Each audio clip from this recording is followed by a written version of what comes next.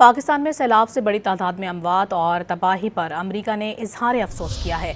तर्जमान अमरीकी महकमा खारजा ने मुतासरीन सैलाब से इजहार हमदर्दी करते हुए कहा कि हमारी दुआएं उन लोगों के साथ हैं जिनके अजीज़ बिछड़ गए।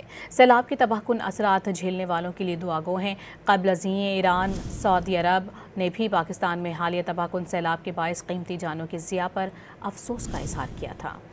पाकिस्तान में सैलाब से बड़ी तादाद में अमवात और तबाही पर अमेरिका ने इजहार अफसोस किया है। तर्जमान अमरीकी महकमा खारजा ने मुतासरीन सैलाब से इजहार हमदर्दी करते हुए कहा कि हमारी दुआएं उन लोगों के साथ हैं जिनके अजीज़ बिछड़ गए। सैलाब के तबाहकुन असरात झेलने वालों के लिए दुआगो हैं। क़ब्ल अज़ीं ईरान, सऊदी अरब ने भी पाकिस्तान में हालिया तबाहकुन सैलाब के बाइस कीमती जानों की ज़िया पर अफसोस का इजहार किया था।